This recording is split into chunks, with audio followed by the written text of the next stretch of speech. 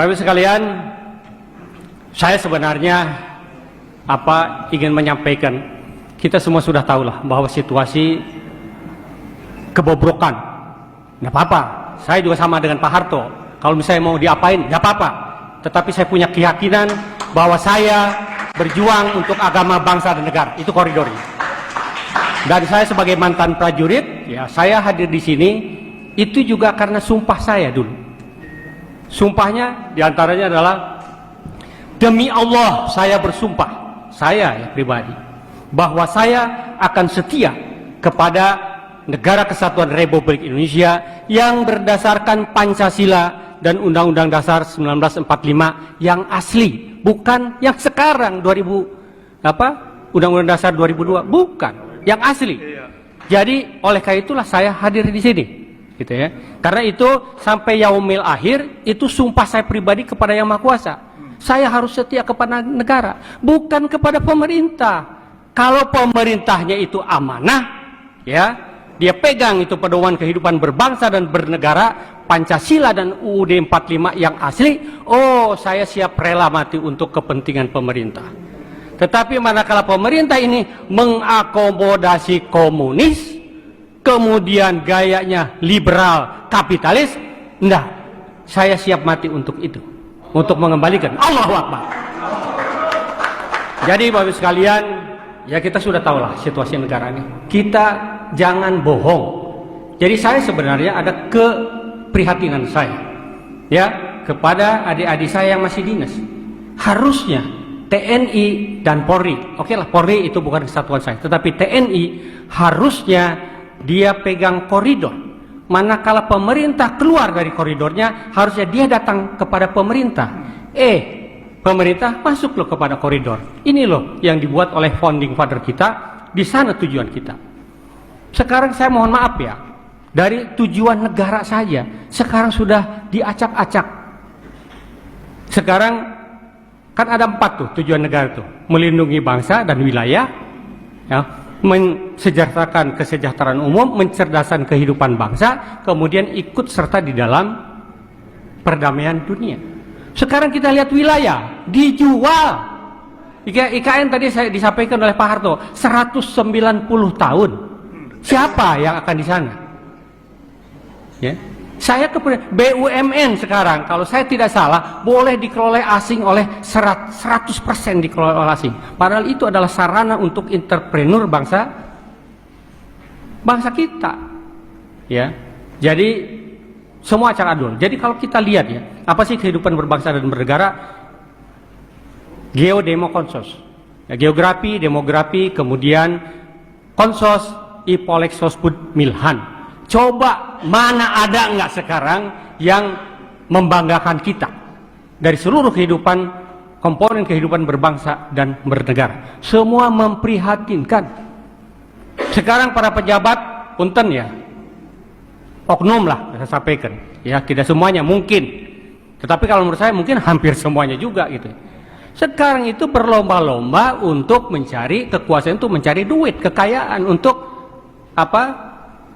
Perutnya kenyangnya perut masing-masing. Loh saya prihatin Pak, saya di Bandung tiap hari saya melihat itu bangsa pribumi yang harusnya mewarisi kekayaan negara ini hidup dari tong sampah satu ke tong sampah yang lainnya. Innalillahi. Kalau saya monitor ceramahnya Cak Emput atau Pak Mahfud, kalau pemerintah ini mengelola negara ini dengan benar dari tambang saja, harusnya pemerintah mampu menyantuni warga negaranya mulai dari yang baru lahir sampai dengan ke yang mau game over 20 juta per bulan harusnya. Tetapi sekarang apa yang dirasakan oleh rakyat, oleh masyarakat kita? Tidak ada tuh menurut saya. Ya benar-benar berjuang, yang sekarang diberi mandat oleh rakyat itu berjuang untuk kepentingan rakyatnya. Jadi harta kekayaan negara yang dikelola oleh mereka itu benar-benar berjuang untuk kepentingan rakyatnya. Gak ada.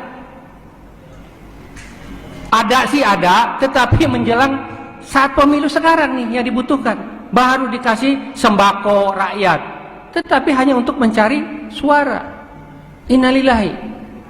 Jadi keprihatinan saya itu Oleh karena itu, saya sudah sampaikan kepada siapapun, organisasi apapun, kalau saya diajak untuk membela agama, bangsa dan negara ini, ya, mensejahterakan rakyat, saya ikut. Mau dijadikan sebagai anggota pun saya ikut.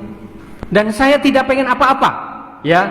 Saya usia udah 65, sudah dapat bonus. Apalagi Pak Harto tadi, Pak Slamet, Pak Narko, kita ini udah bawa tanah, nggak pengen apa-apa lagi, tetapi selamatkan anak cucu bangsa ini. Allahu Akbar. Ya, jadi sekali lagi saya sampaikan berkali, saya nggak pengen apa-apa, enggak. Kalau seandainya Undang-Undang Dasar 45 sudah kembali ke aslinya, di situ ada proteksi terhadap pribumi Nusantara. Saya tidak mau seperti Singapura, saya tidak mau seperti Amerika yang Indian itu hilang dari peredaran. Kemudian saya juga tidak mau seperti aborigin di Australia. Yuk kita sama-sama bangun negara ini, tetapi bahwasanya ada resolusi PBB tentang pengakuan terhadap hak-hak masyarakat pribumi. Jadi, yuk sama-sama kita bangun, ya. Ya punten ya, yang ada warga negara Indonesia dari bangsa lain, ya, yuk sama-sama kita. Makanya saya di dalam punten, di dalam UUD 45 itu adendumnya, salah satu saya sarankan untuk pasal 6. Pasal 6 kan presiden adalah orang Indonesia asli. Sekarang kan sudah dirubah.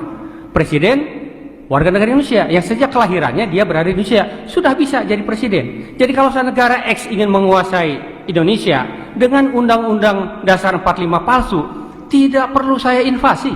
Saya siapkan agen saya suami istri, saya luncurkan ke Indonesia, ya. Kemudian begitu anaknya lahir, ya, 40 tahun kemudian atau sekarang sudah dirubah, ya, untuk kepentingan pencalonan wapres jadi 35 tahun kan itu dia siap untuk jadi presiden Republik Indonesia. Operasi intelijen strategis dan kekuatan saya jadikan si agen saya jadi warga negara Indonesia, ya. Kemudian dengan kekuatan duit saya bina kekuatan di sini. Kalau di Kopassus itu ada yang terkenal namanya Operasi Sandiuda, itu Pak Narko tuh, ya. Jadi itu untuk menguasai negara ini. Jadi sadar nggak? Sadar nggak? Ya, perpolitikan kita semuanya sudah transaksional. Yang punya duit, yang jadi. Jadi bayangkan, ya, betapa mudahnya dengan peraturan sekarang kekuatan asing menguasai NKRI. Ini yang menjadi kegundahan saya.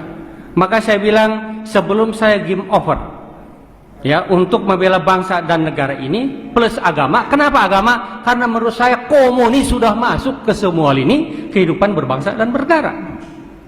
Makanya saya tekankan agama, karena bagi komunis agama itu adalah racun. Saya harus berada di posisi itu. Jadi saya siapkan diri saya, ya, saya siapkan untuk mewakafkan diri saya untuk kepentingan itu. Dan saya terus terang sudah sampaikan kepada anak istri saya. Pada saatnya Ibu Pertiwi memanggil, kalau memang itu untuk kepentingan agama, bangsa, negara, saya sudah cukup untuk tanggung jawab saya sebagai orang tua maupun sebagai suami. Dan izinkan saya untuk ikut bergabung dengan rekan-rekan seperjuangan yang tetap fokus untuk berjuang untuk agama, bangsa, dan negara kesatuan Republik Indonesia tercinta. Jadi Bapak-Ibu sekalian, ini kenapa kita ada ini, karena pemakzulan ini ikut di dalam, karena satu tadi saya sumpah saya sebagai prajurit dan itu adalah sumpah perorangan, dan yang kedua memang situasi NKRI sekarang ini tidak dalam keadaan baik-baik saja. Ibu Pertiwi sedang sakit, perlu dibantu, perlu diingatkan, yang sekarang sedang bau reksok, kira-kira begitu. Yuk kita sama-sama, saya berharap mudah-mudahan kita tidak pesimis, Pak Harto, walaupun memang kalau secara normatif sekarang ini pemerintahan, kalau orang Sunda bilang pemerintahan kumaha aing, semau gue yang berkuasa kok, ya kan? Nggak akan, Pak, secara normatif nggak akan bisa digoyang, nggak bisa, ya. Tetapi paling tidak menyadarkan masyarakat bahwa situasi ini harus ada perubahan. Kalau